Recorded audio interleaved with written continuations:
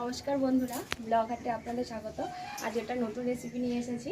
তো সকালবেলা গেছিলাম পুজো দিতে, পুজো দিয়ে এই মাঠ থেকে শাক তুলে এনেছি, লাল শাক। আজকে লাল শাক আর একটা চিকেনের রেসিপি আপনাদের সাথে শেয়ার করব। আসুন দেখাই আপনাদের চিকেনের রেসিপিটা কী করে শেয়ার করি। লাল শাকটা এই মাঠ থেকে তুলে আনলাম। লাল শাক হবে আর চিকেনটা হবে। লাল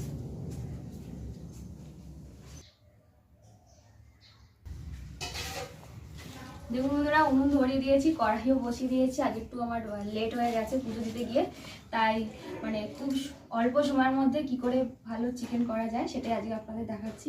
এখানে আমি 1.5 কেজি চিকেন নিয়েছি, কিছু পেঁয়াজ কুচিয়ে রেখেছি, আর এখানে দেখুন কিছুটা গোটা পেঁয়াজ টুকরো করে রেখেছি। আর এই আদা রসুনটা আজকে বেটে নিইনি, আর এটা অন্যভাবে বাটা হবে, তাই আপনাদের দেখাচ্ছি। আর গোটা গরম মশলা, ধনে, জিরে, শুকনো লঙ্কা, কাশ্মীরি লঙ্কার গুঁড়ো, হলুদ গুঁড়ো, লবণ আর টমেটো। প্রথমে আমি শুকনো খোলায় এই গোটা জিরে, ধনে আর শুকনো লঙ্কাটা ভেজে নিচ্ছি। এটা ভেজে নিলে না তাহলে শিলে বাটতে একটু সুবিধা হয়। গোটা ধনে, জিরে আর শুকনো লঙ্কাটা ভেজে তুলে রেখেছি। এবার কড়াতে সর্ষের তেল দিয়ে দিচ্ছি। এখন প্রথমে খুব বেশি তেল দেব না, প্রথমে আমি এই টুকরো করে রাখা পেঁয়াজগুলো দিয়ে দিচ্ছি। কড়ার তেল গরমই হয়ে গেছে, কারণ কড়া খুব গরম।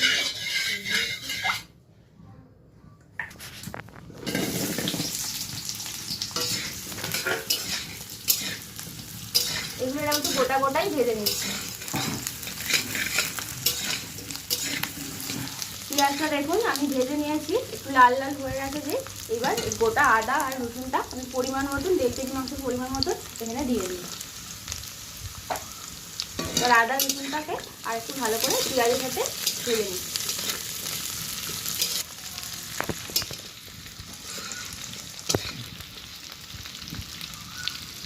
আদা রসুন দেখুন কিছুক্ষণ ভাজা হয়ে গেছে। এবার টমেটোটা দিয়ে দিচ্ছি। টমেটোটা দিয়ে আবার টমেটোটা ছিঁড়ে নিয়েছি মধ্যখান থেকে, দিয়ে আবার কিছুক্ষণ ভেজে নিচ্ছি। এগুলো আমার সব ভাজা হয়ে গেছে। এবার এতে লঙ্কাটা দিয়ে দিচ্ছি। আর লঙ্কাটা বন্ধুরা অবশ্যই কিন্তু ছিঁড়ে দেবেন, নাহলে গরম করার মধ্যে ফেটে উঠবে, চোখে মুখে লাগতে পারে।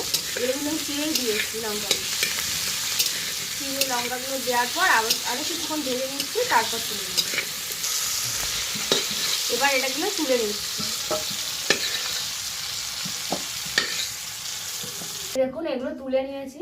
এবার এগুলো বেটে নেবো, কিন্তু এগুলোকে না আগে ঠান্ডা হতে হবে, গরম অবস্থায় বাটা যাবে না। ঠান্ডা হলে এগুলোকে আমি বেটে নিচ্ছি। ততক্ষণ আমি এই পেঁয়াজটা ভেজে নেব। তেল দিয়ে দিচ্ছি। এবার আমি এখানে কড়াতে তেল দিয়ে দিচ্ছি। ওই জন্য প্রথমে একসাথে একেবারে অনেকটা তেল দিইনি, আগেটা তুলে নিলাম ভেজে। এবার এই তেল বাদ বাকি তেল দিয়েছি। এবার প্রথমে গোটা গরম মশলাগুলো দিচ্ছি। এবার এখানে একটু অল্প গোটা জিরে দিয়ে দিই, দিয়ে ভালো করে নাড়াচাড়া করে নিই। তারপর কুচিয়ে রাখা পেঁয়াজ দিয়ে দিই। এবার এই কুচিয়ে রাখা পেঁয়াজগুলো দিয়ে দিই, দিয়ে ভালো করে ভেজে নিই। দেখুন পেঁয়াজটা প্রায় ভাজা ভাজা হয়ে গেছে। এবার এই মশলাটা আদা রসুন আর পেঁয়াজ টমেটো লঙ্কা যে গোটাটা ভেজে রেখেছিলাম, সেটা বেটে নিয়েছি, সেটার মধ্যে দিয়ে দিলাম।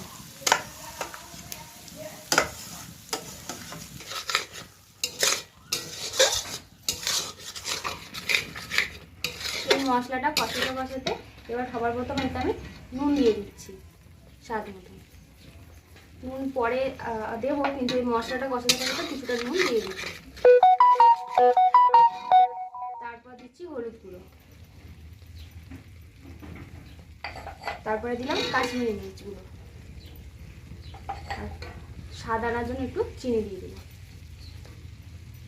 দিয়ে এটাকে ভালো করে মিশিয়ে নিচ্ছি। মশলাটা আমার ভালো করে কষানো হয়ে গেছে 1 মিনিট 5 ধরে। এইবার আমি মাংসটা দিয়ে দিচ্ছি।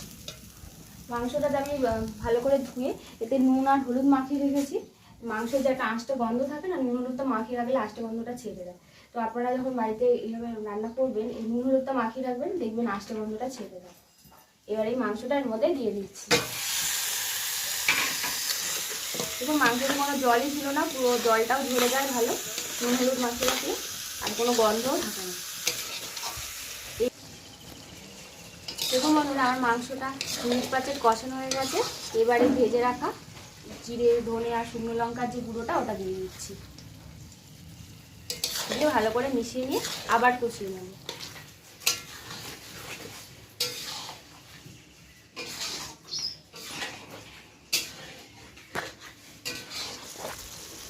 দেখুন বন্ধুরা 5-7 মিনিট কষার পর মাংসটা থেকে তেলও ছেড়ে যায়, মাংসটা পুরোপুরি কষানো হয়ে গেছে। এবার এতে আমি জল দিয়ে দেবো।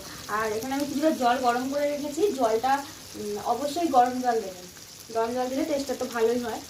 তো এবার আমি জল দিয়ে দেবো, তলাতে এবার ধরে ধরেও যাচ্ছে, আর মাংস প্রায় সেদ্ধই হয়ে এসেছে, তবুও আমি আরেকটু জল দিয়ে দিলাম একটু গ্রেভি করার জন্য। খুব বেশি জল দেবো না, এই চিকেনটা খুব বেশি ঝোল ঝোল হয় না, একটু গ্রেভি গ্রেভি থাকে, তাই না অল্প করেই জল দিয়েছি। আর জল দেওয়ার পর আপনারা নুনটা আর মিষ্টিটা চেক করে নেবেন। দেখুন বন্ধুরা আমার এই আজকে মাংস রান্নাটা পুরোপুরি কমপ্লিট হয়ে গেছে। আমি আঁচ দেওয়াটা যে জালটা দিচ্ছিলাম ওটা দেওয়া বন্ধ করে দিয়েছি, কারণ মাংস একদম গলে গেছে। তো এবার আমি নামিয়ে নেব পরিবেশনের জন্য। তো বন্ধুরা আপনারাও বাড়িতে যখন হাতে বেশি সময় থাকবে না এইভাবে মাংস রান্না করবেন, এতে বেশি সময়ও লাগে না, তাড়াতাড়ি হয়ে যায়। আর যা সুন্দর গন্ধ ছেড়েছে আপনারা যখন করবেন বাড়িতে তখনই বুঝতে পারবেন। আর কালারটাও দেখুন কত সুন্দর কালার এসেছে। তো আজকে আমি আমার এই ব্লগটা এখানেই শেষ করছি। ভালো লাগলে অবশ্যই লাইক আর সাবস্ক্রাইব করবেন।